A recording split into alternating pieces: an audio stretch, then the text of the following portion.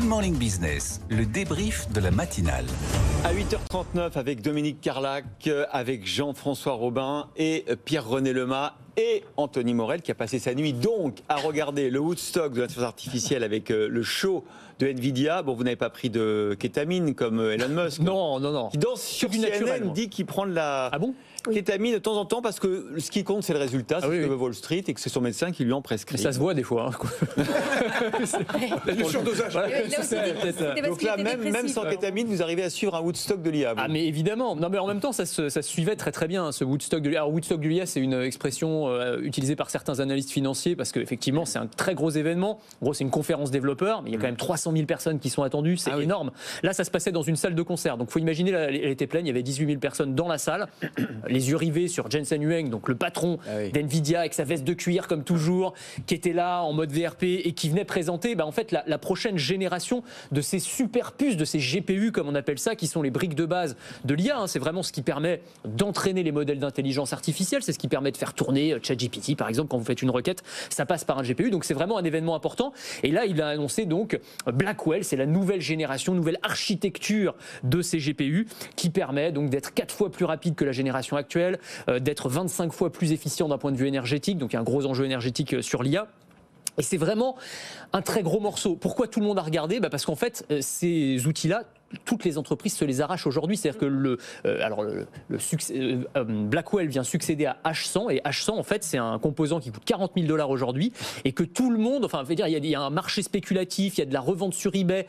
Nvidia est obligé de choisir quel client il va livrer et quel client il ne livrera pas. Enfin, vraiment, on en est à ce niveau-là de spéculation et du coup, forcément, tout le monde est en train de regarder ce que fait Nvidia, sachant que les applications, elles sont très très vastes. Ça va de la recherche médicale aux voitures autonomes, au cloud gaming. À de la reconnaissance d'images. Enfin, il y a énormément de secteurs qui sont concernés. Dominique Carlac, peut-être que la folie Nvidia va retomber. En tout cas, aujourd'hui, c'est une boîte qui vaut 2000 milliards de dollars. Elle n'est pas prête de retomber parce que, en fait, l'intelligence artificielle, c'est 3 piliers. Le pilier des algorithmes, les logiciels, le pilier des infrastructures de calcul, ça c'est Nvidia, et puis le pilier des data.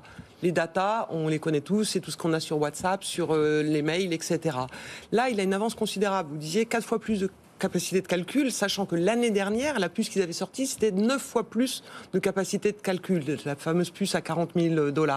Donc, ça ne va pas baisser la valorisation parce que tout le monde s'arrache effectivement ce pilier de l'intelligence artificielle qui est la puissance de calcul. Et l'histoire est assez jolie parce que dans les années 90, ils ont sorti une puce qui était pour les gamers, c'est-à-dire c'était des cartes graphiques pour améliorer l'image. Voilà. Et de ces cartes graphiques, on est passé à une capacité de traitement de calcul parallèle qui vient du jeu et qui permet justement de nourrir et de rendre intelligentes les intelligences artificielles parce qu'elles font du calcul parallèle et donc elles permettent d'entraîner les intelligences artificielles. Est-ce que c'est vrai, Anthony, c'est ce qu'il a dit pendant la conférence, que ces puces sont capables de donner quasiment la vie aux robots ?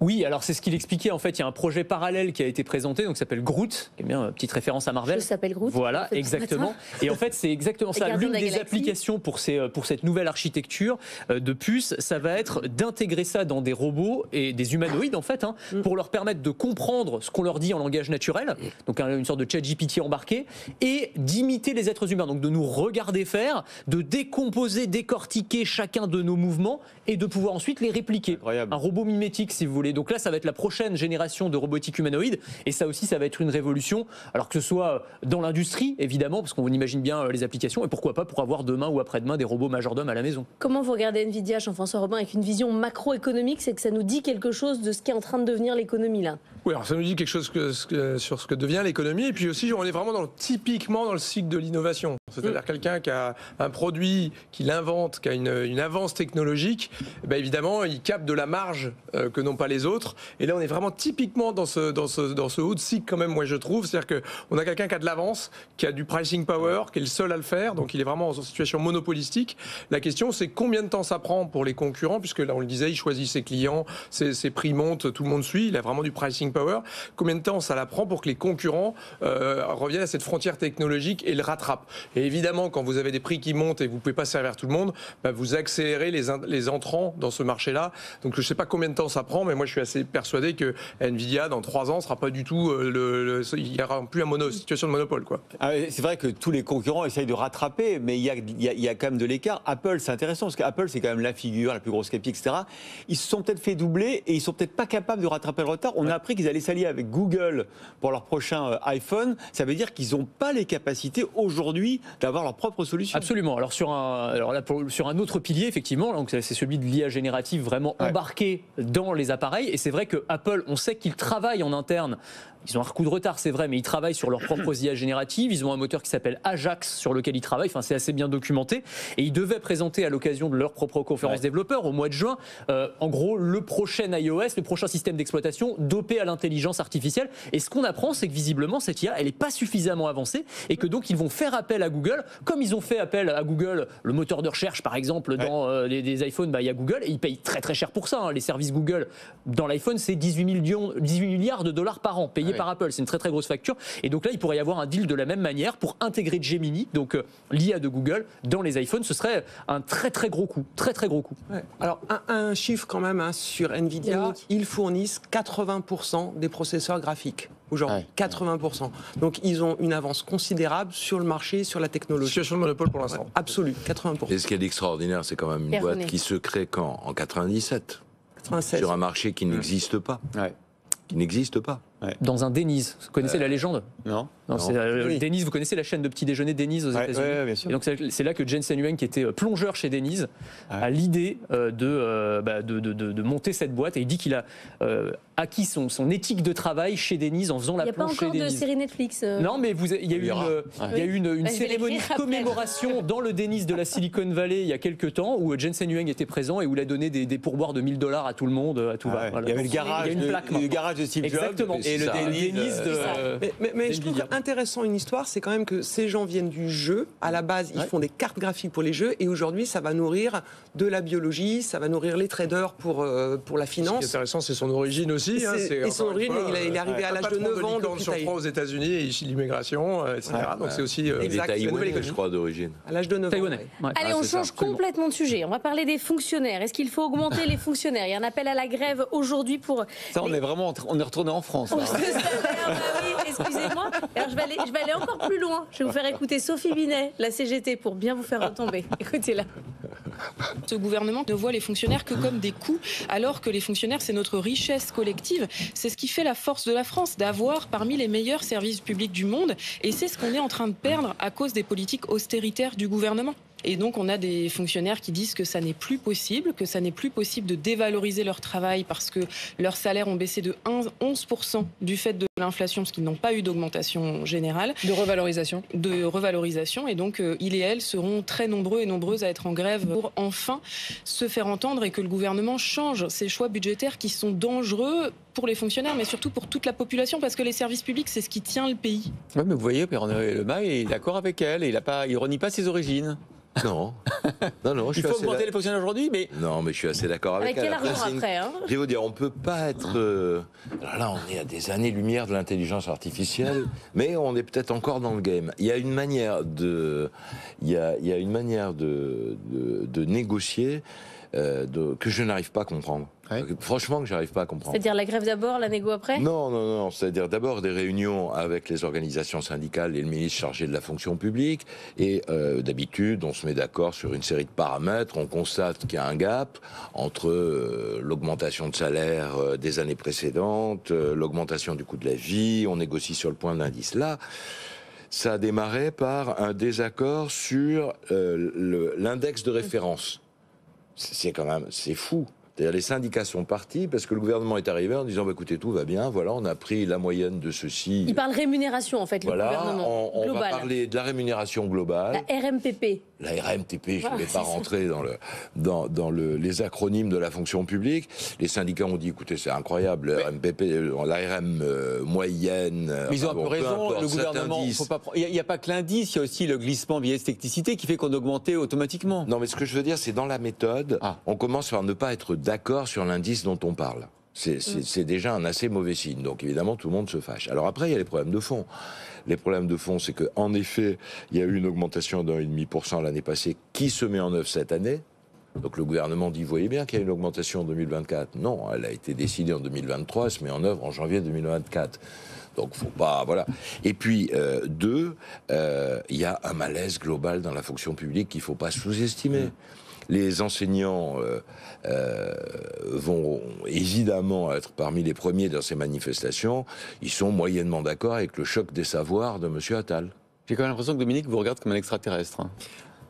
C'est-à-dire que dans les entreprises privées, on n'a jamais vu aussi peu de conflictualité. C'est vrai que le dialogue social a été très nourri. Donc quand on parle de méthode, effectivement, il y a eu un effort qui a été fait de la part de toutes les parties prenantes, organisations patronales, organisations syndicales, de discuter, et ce, à échelle des entreprises. Donc le dialogue social facilite à la fois de trouver la bonne méthode de dialogue continu, et puis d'arriver à parler à peu près de la même chose.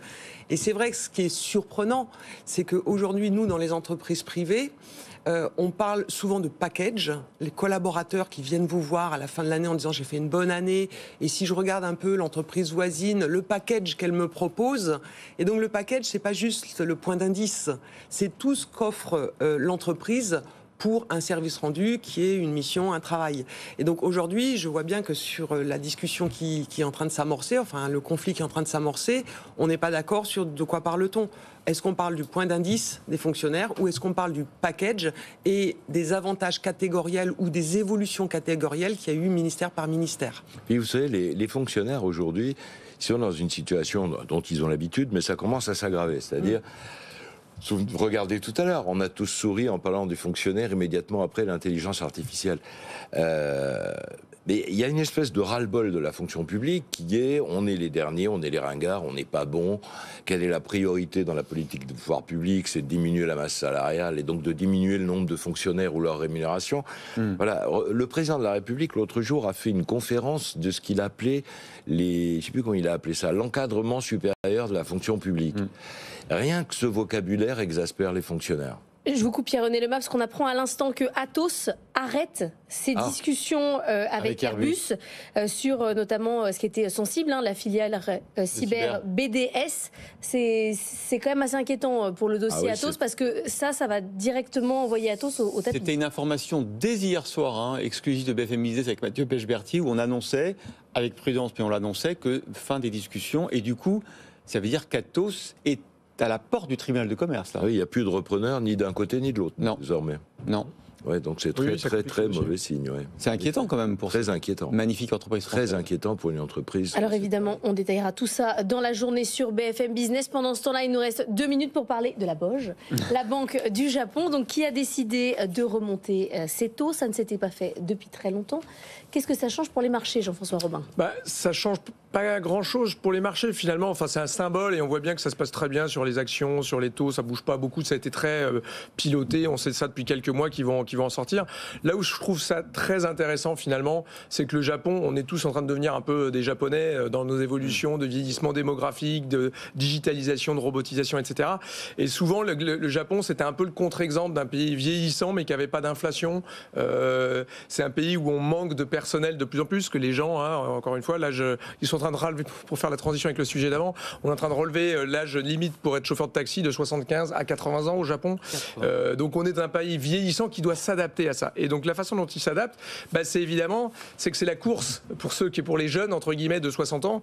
Et donc on est obligé de remonter les salaires. Et donc on voit au Japon que les salaires, enfin, sont en train de remonter. C'est la première fois depuis 30 ans. Exactement. Des hausses entre 3, 5, 7%. C'est ça qui est très intéressant, c'est que les salaires montent parce qu'on commence à voir les effets de la rareté de la main-d'œuvre. Et ça, c'est ce qui nous attend tous. Donc soit on augmente les salaires pour attirer la main-d'œuvre rare, soit on accélère la robotisation. Et le Japon, précisément, ils sont en train de faire les deux. Et donc ça, c'est quand même, je trouve, un symbole, mais aussi peut-être un objet d'étude. Avec une augmentation massive quand même attendue des dépenses militaires. Ouais. C'est un élément comme partout. Comme partout. Non, mais le Japon, je crois, 47 milliards de dollars cette année. Enfin, c'est des chiffres considérables pour atteindre 2% du PIB. Voilà, on se rapproche de la France. Merci à tous les trois.